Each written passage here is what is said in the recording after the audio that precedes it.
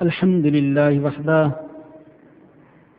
والصلاة والسلام على من لا نبي بعده أما بعد فأعوذ بالله من الشيطان الرجيم بسم الله الرحمن الرحيم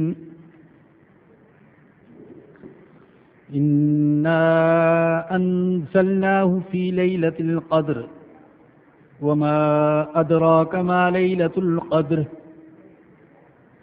ليلة القدر خير من 1000 شهر تنزل الملائكة والروح فيها بإذن ربهم من كل أمر سلام هي حتى مطلع الفجر صدق الله العظيم.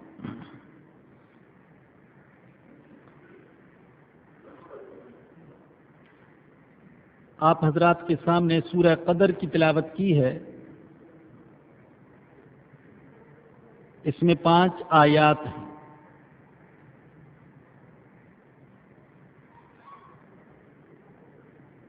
قدر کے 2 معنی آتے ہیں. قدر کا معنی تقدیر بھی ہے اور قدر کا معنی عظمت و شرافت بھی ہے.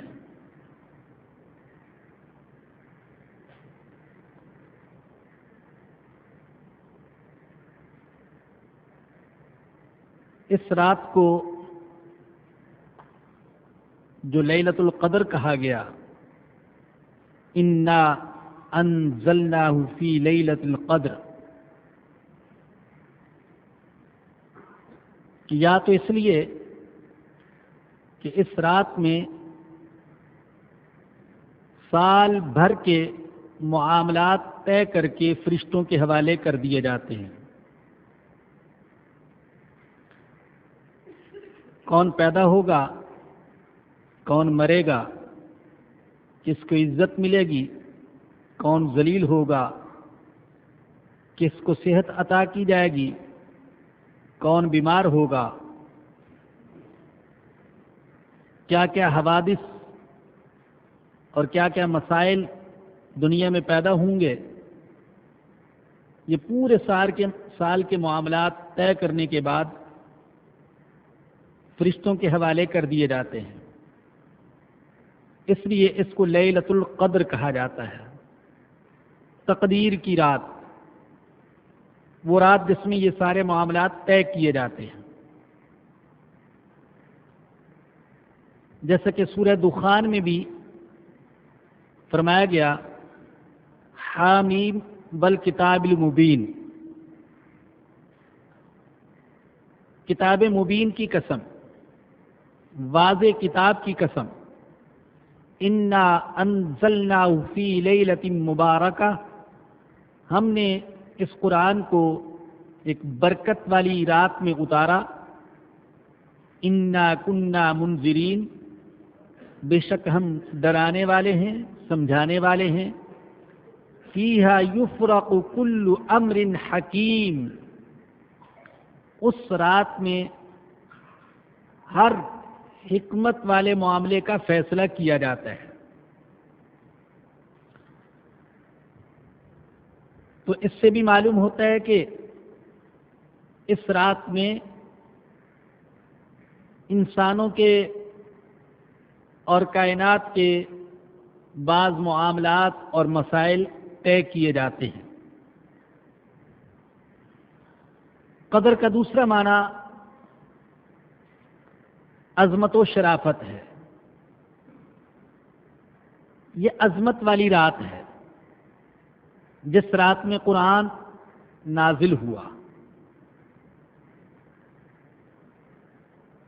بات یہ ہے کہ قرآن خود عظمت والا کلام ہے، اور جس کا قرآن کے ساتھ تعلق ہو جائے اس کو بھی عظمت اور شرافت حاصل ہو جاتی ہے.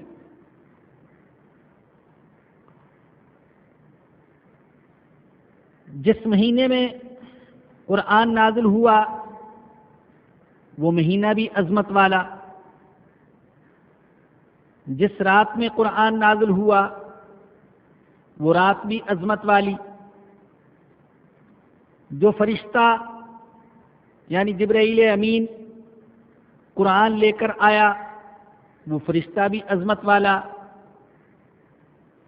جس رسول پر یعنی ہمارے آقا حضرت محمد الرسول اللہ صلی اللہ علیہ وسلم پر قرآن نازل ہوا وہ رسول بھی عظمت والا، جس امت کی طرف یہ قرآن نازل کیا گیا وہ امت بھی عظمت والی، جن مقامات پر قرآن نازل ہوا وہ سارے مقامات عظمت والے، جن سینوں میں قرآن محفوظ ہے وہ سینے بھی عظمت والے، جو زبانیں قرآن کی تلاوت کرتی ہیں وہ زبانیں بھی عظمت والی، جو آنکھیں قرآن کو دیکھتی ہیں وہ آنکھیں بھی عظمت والی، جو ہاتھ قرآن کو چھوتے ہیں وہ ہاتھ بھی عظمت والے، جو لب قرآن کو بوسہ دیتے ہیں وہ لب بھی عظمت والے، وہ دماغ جو قرآن کریم کے معانی میں غور و تدبر کرتے ہیں وہ دماغ بھی عظمت والے، وہ قلم جو قرآن کے لیے چلتے ہیں وہ قلم بھی عظمت والے، وہ مال جو قرآن کی خدمت، اشاعت اور حفاظت کے لیے خرچ ہوتا ہے وہ مال بھی عظمت والا، وہ جگہ جہاں قرآن پڑھا جاتا ہے وہ جگہ بھی عظمت والی، قرآن سے جس کا بھی تعلق ہو جائے اسے عظمت مل جاتی ہے، اگرچہ وہ بے جان کاغذ ہی کیوں نہ ہو، بے جان سا کاغذ ہے، اس سے کہیں قیمتی اور اعلیٰ چمکدار بہترین کاغذ وہ ہے جس پر سیاسی احوال، بین الاقوامی مسائل، اسٹوریاں، فلمی اشتہارات، گندی تصویریں، فحش اور اریاں داستانیں شائع ہوتی ہیں، لیکن وہ ورق قرآن کے ورق کے مقابلے میں کچھ بھی حیثیت نہیں رکھتا، وہ غلاف جس میں قرآن کو بند کیا جاتا ہے اس غلاف کا کپڑا بہت سستا، بہت سادہ، لیکن قرآن سے تعلق ہو جانے کی وجہ سے اسے بھی عظمت مل گئی، یہ لکڑی جس پر قرآن رکھا ہوا ہے اس لکڑی کو بھی عظمت مل گئی، اب اس لکڑی پر، اس تیپائی پر بیٹھنا یہ کوئی مسلمان گوارا نہیں کرتا، اس لیے کہ یہ عظمت والی تیپائی ہے، اس پر قرآن رکھ دیا گیا، تو قرآن عظمت دینے والی کتاب ہے، افراد کو بھی اس کے ذریعے سے عظمت ملتی ہے اور اقوام کو بھی اس کے ذریعے سے عظمت ملتی ہے۔ ہمارے آقا صلی اللہ علیہ وسلم نے فرمایا ان اللہ یرفع بہذا الکتاب اقواما ویضع آخرین، اللہ بہت سی قوموں کو اس کتاب کے ذریعے سے عزت و عظمت عطا کرتے ہیں اور بہت سی قوموں کو اس کی وجہ سے ذلیل اور پست کرتے ہیں، جو اس سے محبت کرتے ہیں، اس سے سچا تعلق قائم کرتے ہیں، اس کے لیے اپنی زندگیاں وقف کرتے ہیں، اسے پڑھتے ہیں، پڑھاتے ہیں، سمجھتے ہیں، سمجھاتے ہیں، عمل کرتے ہیں، انہیں اللہ پاک اس کے ذریعے سے عظمت، بلندی اور رفعت عطا فرماتے ہیں، اور جو اس سے منہ موڑتے ہیں، اس کی طرف پیٹھ کرتے ہیں، اس کے احکام سے روگردانی کرتے ہیں، اس سے اعراض کرتے ہیں، اس سے غفلت برتتے ہیں، اس کے احکام کو پیٹھ پیچھے ڈالتے ہیں، تو اللہ پاک ان لوگوں کو ذلیل و خوار کر دیتا ہے۔ صحابہ کرام کو اسی قرآن کی وجہ سے عظمت ملی۔ وہ عرب کے بدو، وہ اونٹوں کے چرواہے، وہ بھیڑوں بکریوں کے گلہ بان، وہ جنہیں دنیا میں ذلیل اور حقیر سمجھا جاتا تھا، جاہل اور وحشی سمجھا جاتا تھا، جب ان کا قرآن سے تعلق قائم ہوا تو وہ اونٹوں کے چرواہے، زمانے کے پیشوا، امام، مقتدا اور رہنما بن گئے۔ قرآن کو انہوں نے سینے سے لگایا، قرآن کو انہوں نے عزت دی، قرآن والے اللہ پاک نے انہیں عزت عطا فرما دی۔ الحمدللہ آج بھی قرآن کی وجہ سے عزت ملتی ہے، دنیا میں بھی عزت ملتی ہے، آخرت میں بھی انشاءاللہ عزت ملے گی۔ اگرچہ اخلاص کا تقاضا یہ ہے، ایک قرآن کا قاری، قرآن کا حافظ، قرآن کا عالم، قرآن کا خادم، قرآن کا مبلغ، قرآن کا مفسر، وہ دنیا کی عزت کو اپنا مطمح نظر اور اپنا مقصود ہرگز نہ بنائے۔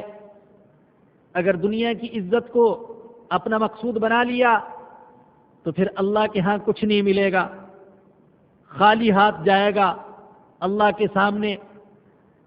لیکن اتنی بات یقینی کہ جب دنیا کی عزت کو مقصود نہیں بنائے گا، اللہ کی رضا کو مقصود بنائے گا، آخرت کی کامیابی کو مقصود بنائے گا، تو انشاءاللہ اللہ پاک دنیا میں بھی عزت عطا فرمائے گا اور آخرت میں بھی عزت عطا فرمائے گا۔ مجھے دوسروں کا تو علم نہیں ہے، لیکن اپنے بارے میں خوب جانتا ہوں۔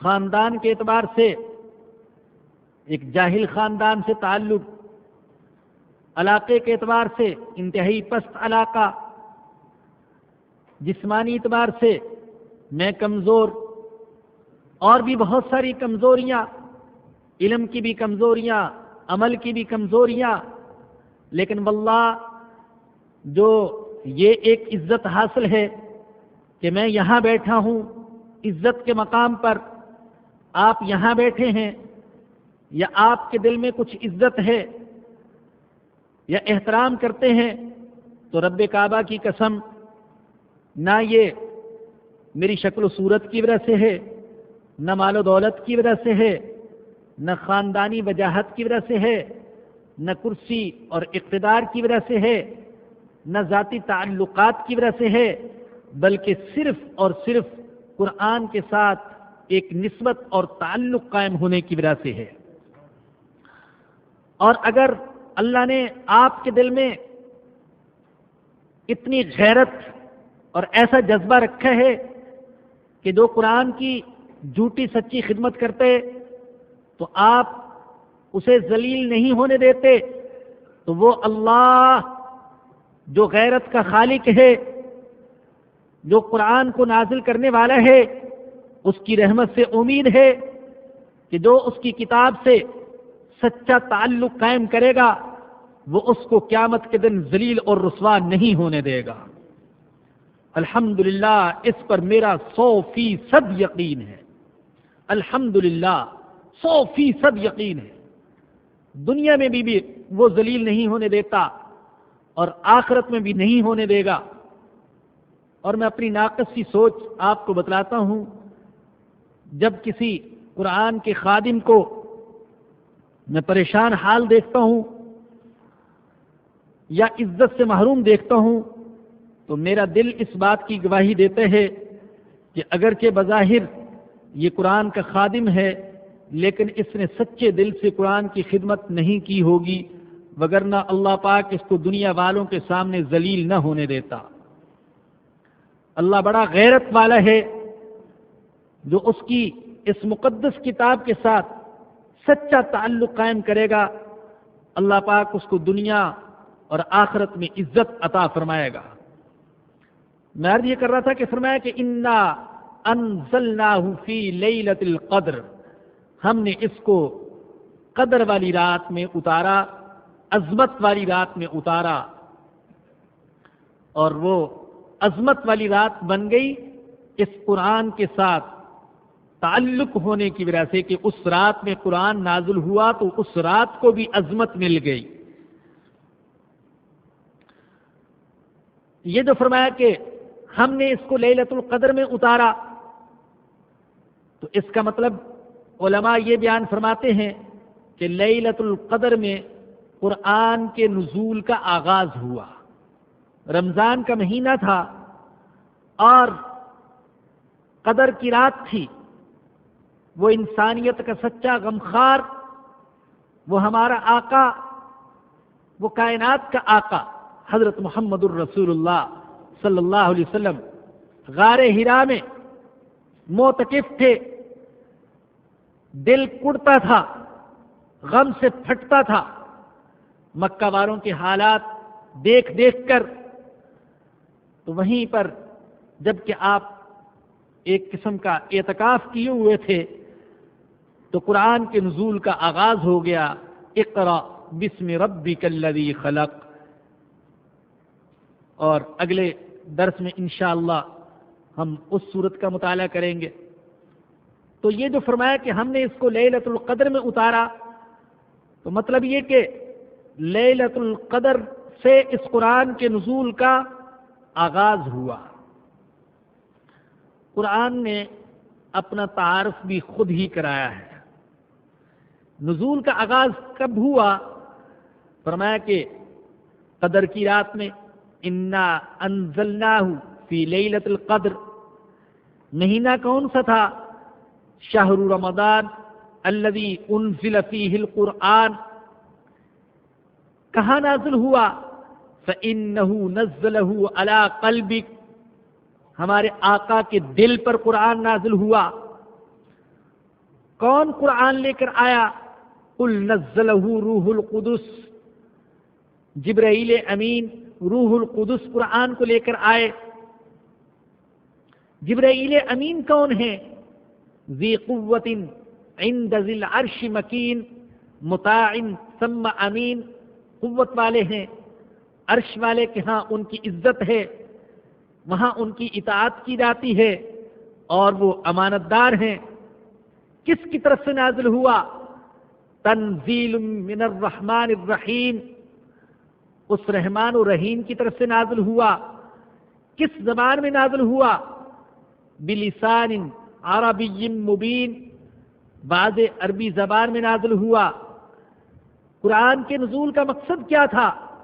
ہدی للناس، ذالک الکتاب لا ریب فیہ ہدی للمتقین۔ یہ قرآن ہدایت کے لیے نازل ہوا ہے، یہ کتاب ہدایت ہے، یہ دلوں کی بیماریوں کی شفا ہے۔ وَنُنَزِّلُ مِنَ الْقُرْآنِ مَا هُوَ شِفَاءٌ وَرَحْمَةٌ لِّلْمُؤْمِنِينَ وَلَا يَزِيدُ الظَّالِمِينَ إِلَّا خَسَارًا۔ تو قرآن اپنا تعارف خود کرواتا ہے۔ تو فرمایا کہ انا انزلناہ فی لیلۃ القدر، ہم نے اس قرآن کو اتارا لیلۃ القدر میں۔ وما ادراک ما لیلۃ القدر، ارے تمہیں کیا خبر کہ لیلۃ القدر کیا ہے؟ پہلے بھی آپ سن چکے کہ بعض اوقات متوجہ کرنے کے لیے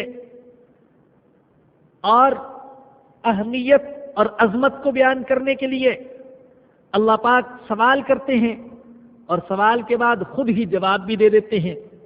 وما ادراک ما لیلۃ القدر، تمہیں کیا پتا کہ لیلۃ القدر کیا ہے؟ لیلۃ القدر خیر من الف شہر، لیلۃ القدر 1000 مہینوں سے بہتر ہے۔ ایک رات کی عبادت 1000 مہینوں سے بہتر۔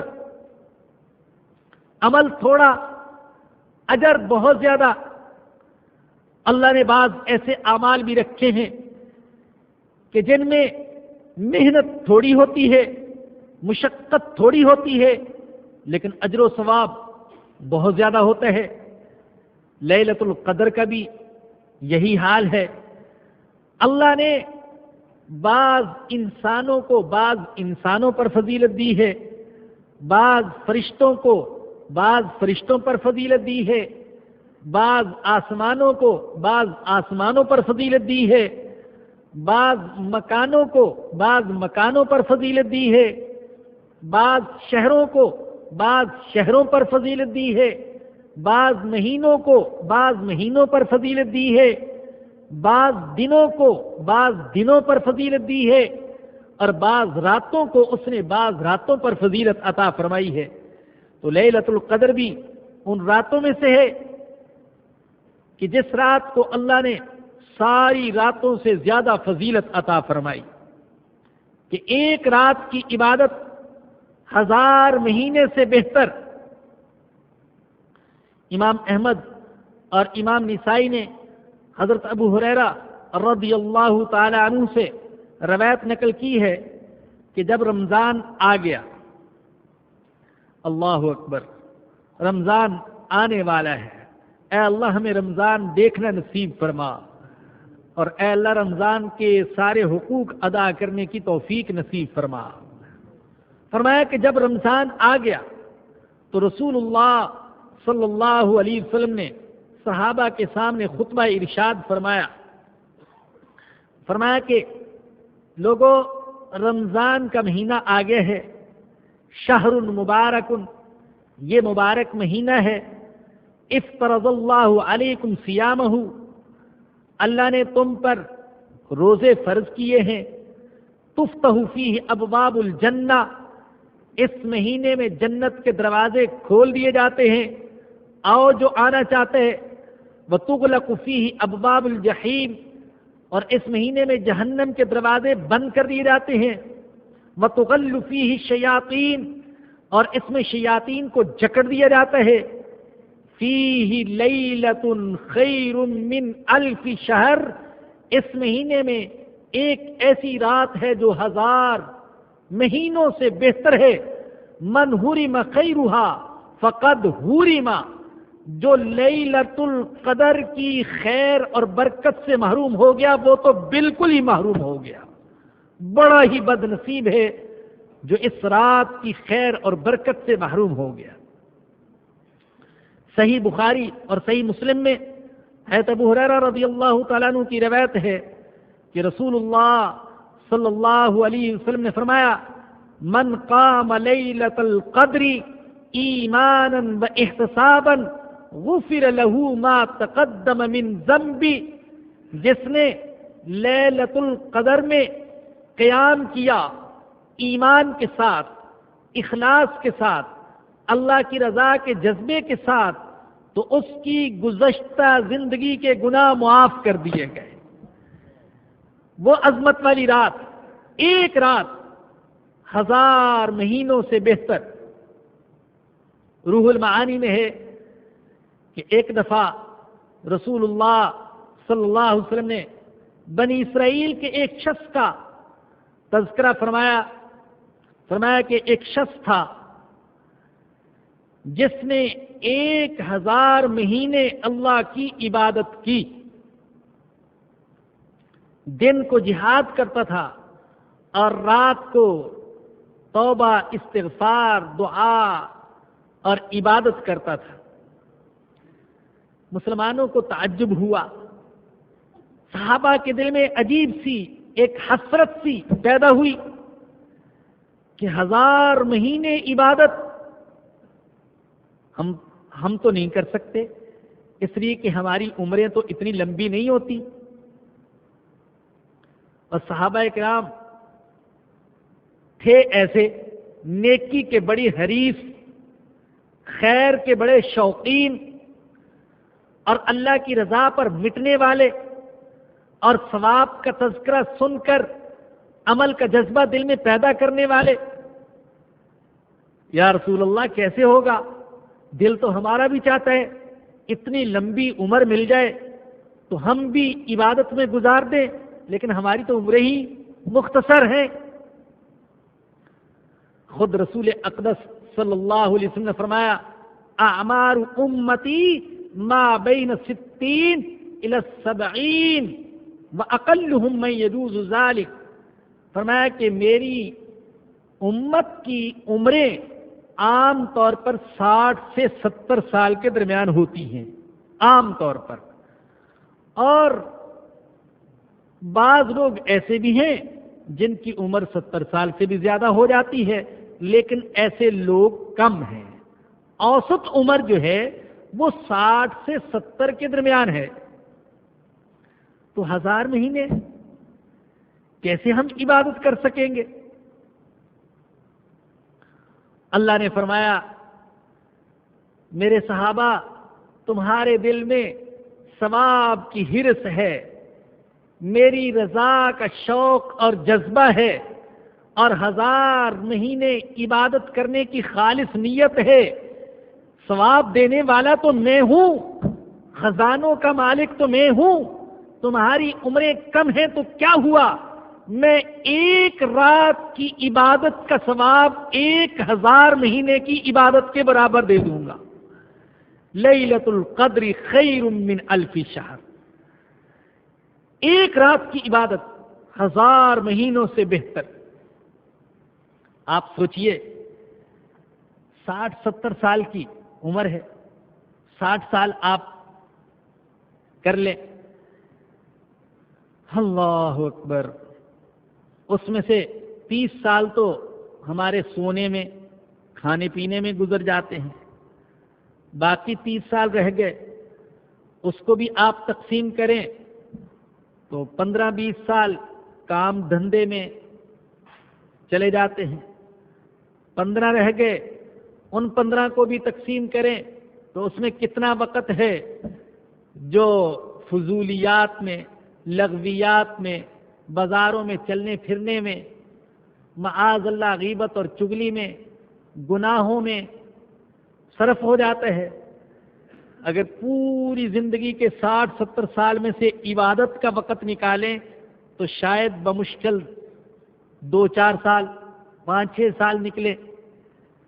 لیکن میں عرض کروں کہ ہمارے آقا صلی اللہ علیہ وسلم نے ایسا نسخہ بتلا دیا ہے، ایسا نسخہ بتلا دیا ہے کہ اس نسخے کو استعمال کر لیں تو یہ پورے 60-70 سال عبادت کے شمار ہو سکتے ہیں۔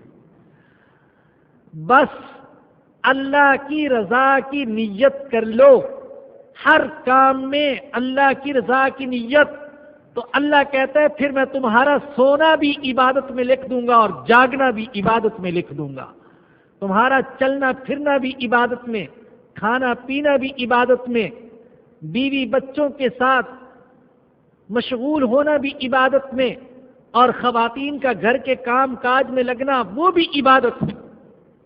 پوری زندگی عبادت بن سکتی ہے جب اللہ کی رضا کی نیت کر لے اور محرمات اور گناہوں سے اپنے آپ کو بچا لے۔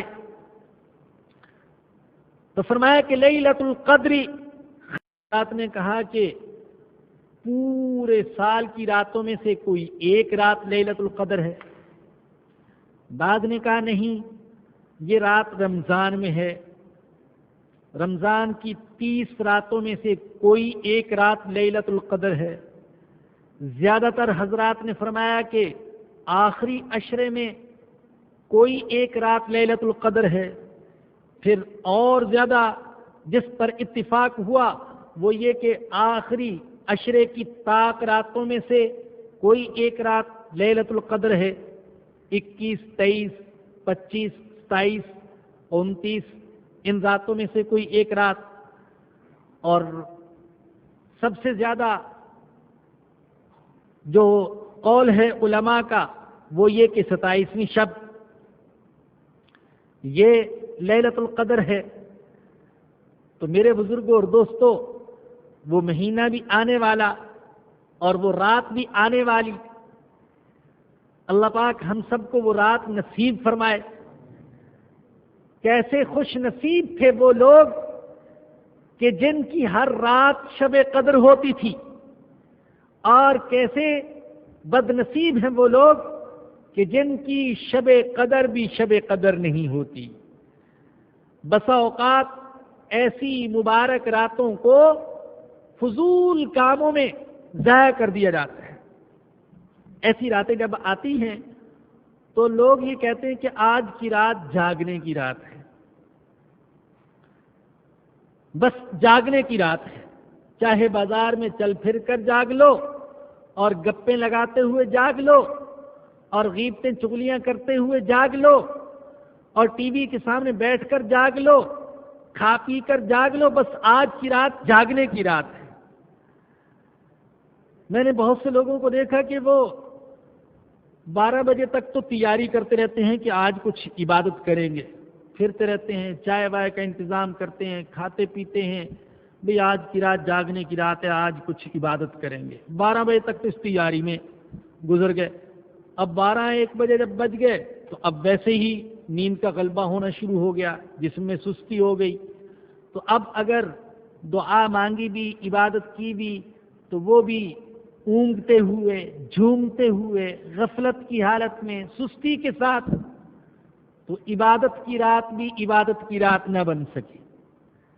آپ اندازہ کیجئے یہ شعبان کی رات، کہ اس کو بھی ہم کہتے تو ہیں کہ عبادت کی رات ہے، لیکن ہم نے اس کو پٹاخوں کی رات بنا لیا، آتش بازی کی رات بنا لیا۔ شعبان کے مہینے میں گویا کہ آتش بازی کرنا اور پٹاخے پھوڑنا یہ ایک فرض اور واجب کے درجے میں ہو گیا۔ ہر سال متعدد جانیں ضائع جاتی ہیں، لیکن پھر بھی باز نہیں آتے۔ کچھ لوگ اس رات میں قبرستان جانا بہت بڑا عمل سمجھتے ہیں، لیکن آپ دیکھیے کہ کس طریقے سے قبرستان جاتے ہیں۔ مرد بھی جا رہے ہیں، بے پردہ عورتیں بھی جا رہی ہیں، اور ایک جشن سا لگا ہوا ہے، ایک میلہ سا لگا ہوا ہے، گپیں لگاتے ہوئے، تالیاں بجاتے ہوئے جاتے ہیں، آتے ہیں، پتہ ہی نہیں چلتا کہ یہ قبرستان جا رہے ہیں۔ اللہ کے نبی نے تو فرمایا کہ قبرستان جایا کرو، قبروں کی زیارت کیا کرو۔ کیوں؟ اس لیے کہ قبروں کی زیارت کرنے سے آخرت یاد آتی ہے، موت یاد آتی ہے، دل نرم ہوتے، لیکن ہم سخت دل کے ساتھ جاتے ہیں اور اس سے زیادہ سخت دل کے ساتھ واپس چلے آتے ہیں۔ تو وہ مقصد ہی نہ رہا، اور پھر نامعلوم کون سی حدیث سے یہ مسئلہ نکال لیا کہ اس طریقے سے جلوسوں کی شکل میں قبرستان جانا یہ فرض، واجب یا سنت اور مستحب ہے۔ اللہ اکبر، اپنی طرف سے مسئلے گھڑ لیے جاتے ہیں، اور نتیجہ یہ ہے کہ فرائض اور واجبات چھوڑ دیتے ہیں، اور بدعات اور زیادہ سے زیادہ مستحبات ان پر سختی سے کاربند ہو جاتے ہیں۔ تو وہ مہینہ آنے والا ہے، متوجہ کرنا چاہتا ہوں ماہ مبارک کی آمد کی طرف، جس مہینے میں یہ برکت والی رات بھی ہے، جس ایک رات کی عبادت 1000 مہینوں سے بہتر ہے۔ رسول اللہ صلی اللہ علیہ وسلم اس مہینے کا انتظار کیا کرتے تھے، یہاں تک کہ شعبان ہی میں آپ روزے رکھنا شروع کر دیتے تھے، گویا کہ ایک تیاری اور مشق، اور صحابہ کرام بھی اس مہینے کا انتظار کیا کرتے تھے۔ اس مہینے کا انتظار کرنا بھی ثواب ہے۔ میں اس لیے یہ عرض کر رہا ہوں تاکہ ہم سب اس ماہ مبارک کا انتظار کرنا شروع کر دیں، تو ہمارا انتظار بھی ثواب شمار ہوگا۔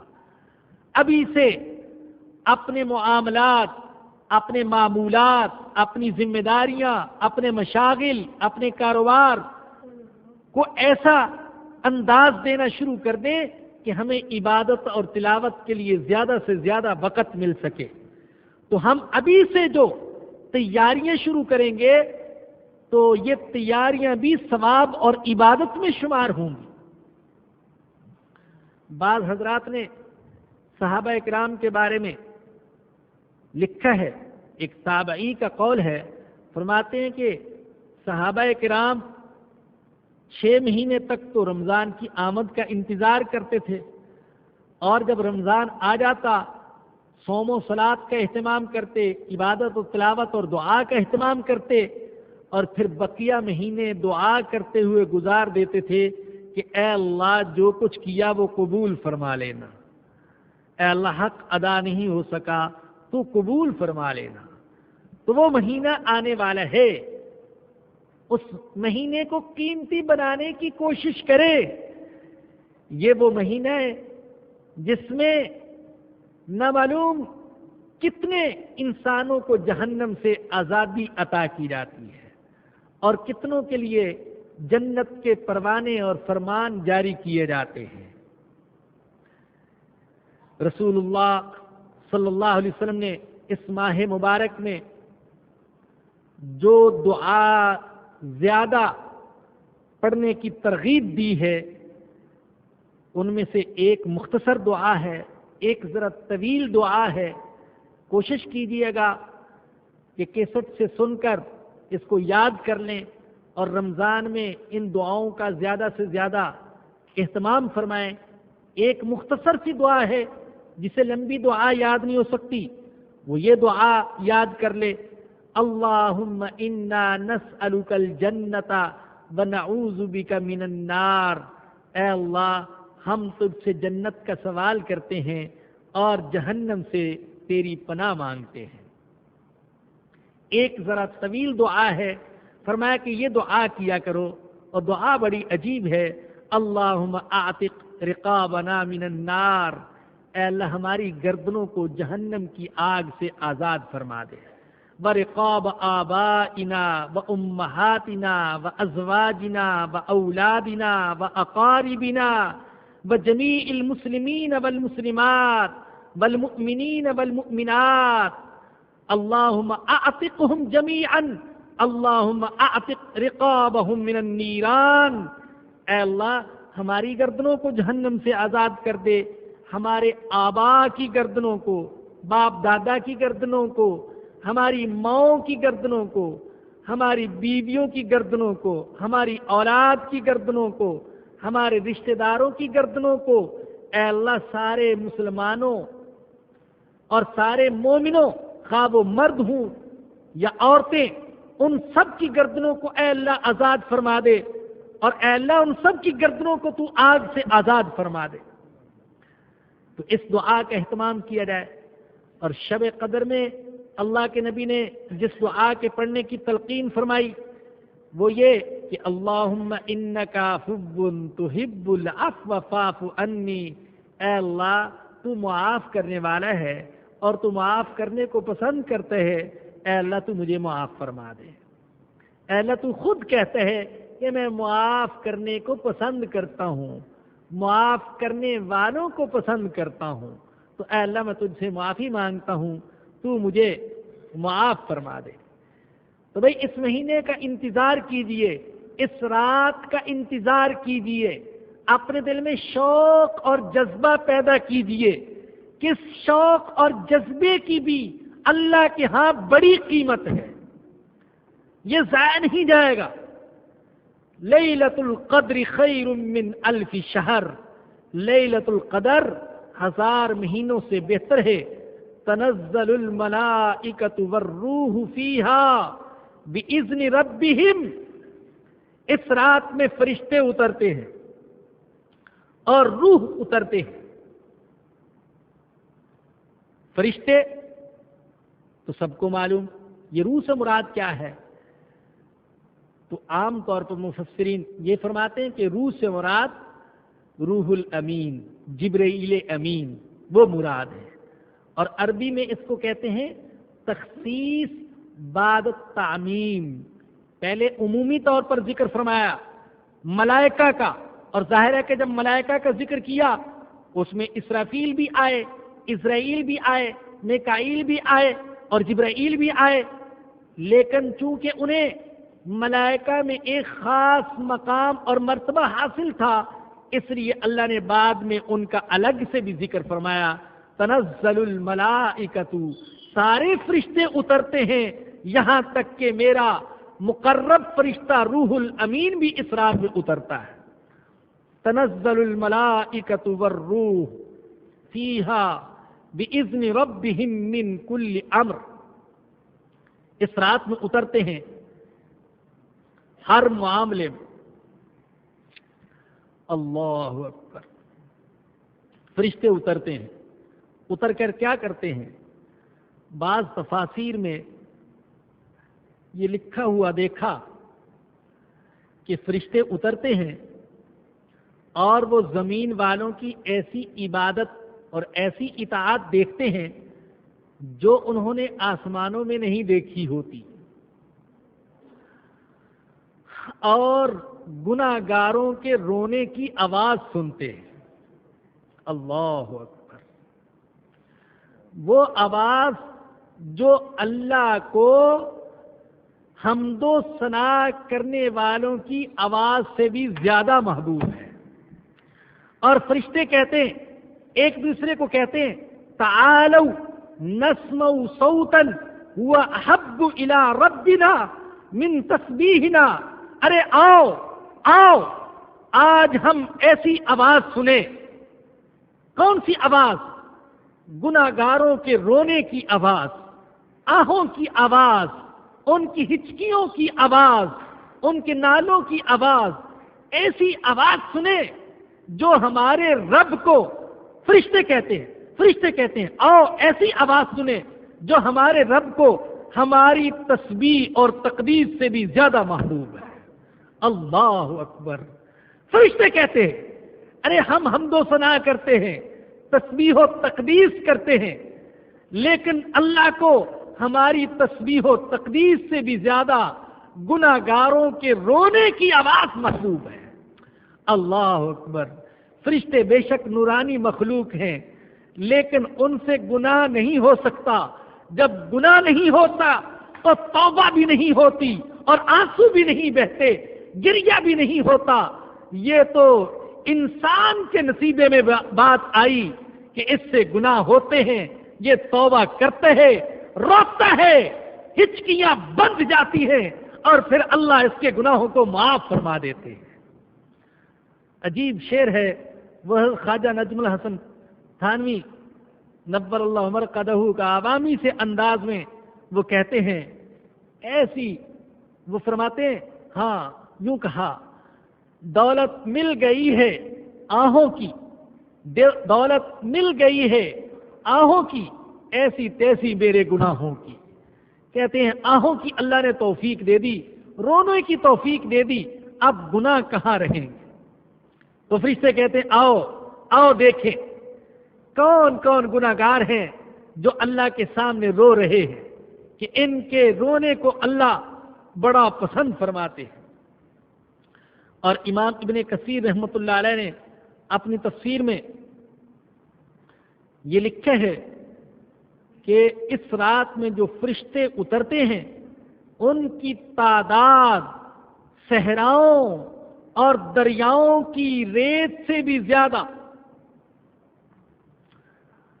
جو بندے دعا اور استغفار میں مشغول ہوتے ہیں، یہ فرشتے ان کے حق میں آ کر دعائیں کرتے ہیں، اللہ ان کی دعاؤں کو قبول فرما لے، اللہ یہ اپنے گناہوں سے معافی مانگ رہے ہیں، اے اللہ تو ان کو معاف فرما دے۔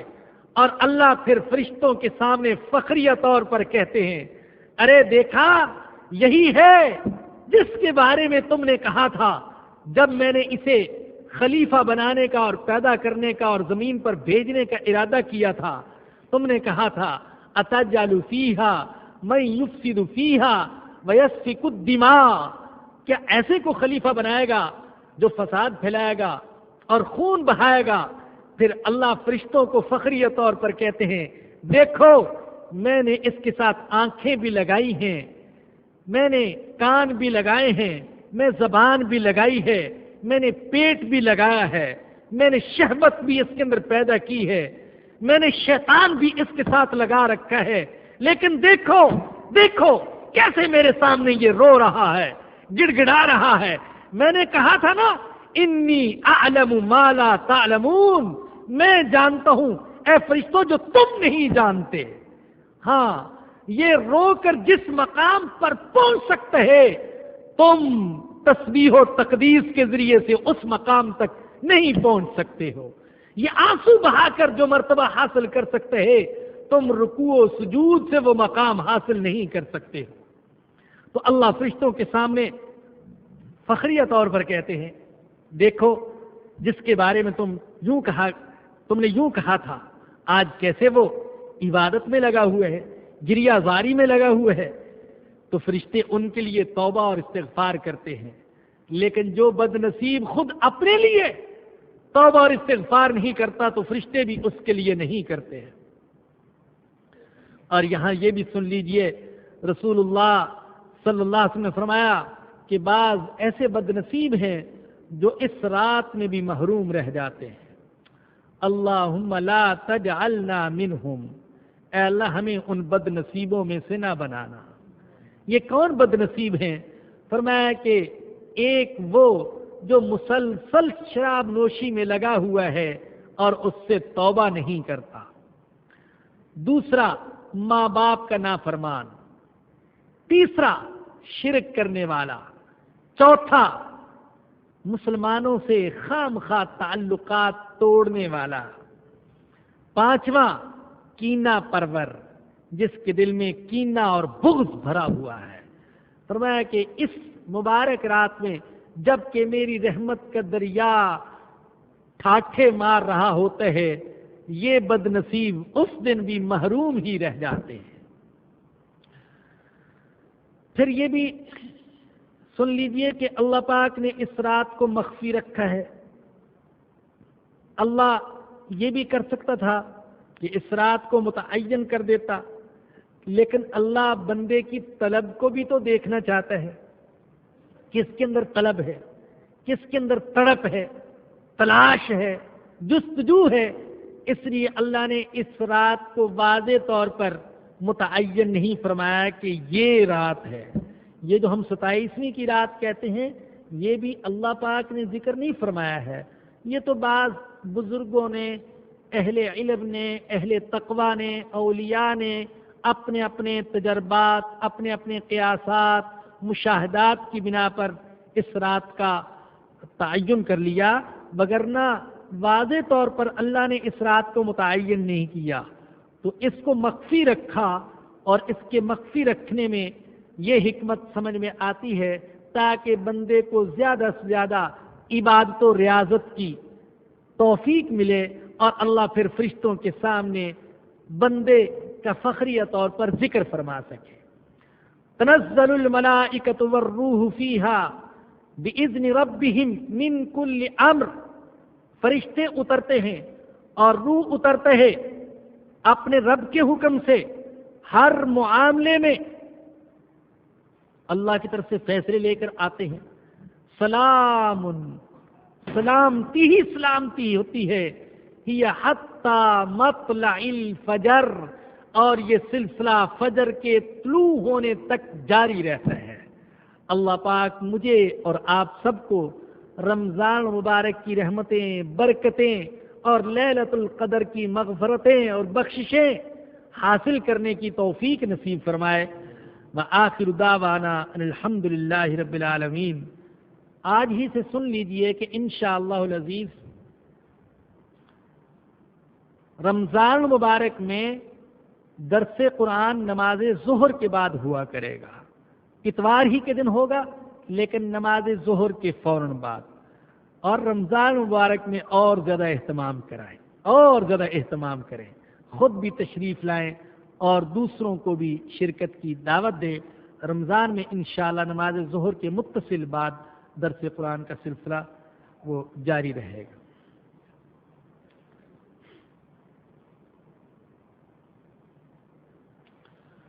الحمد للہ رب العالمین، والصلاة والسلام على سید الانبیاء والمرسلین۔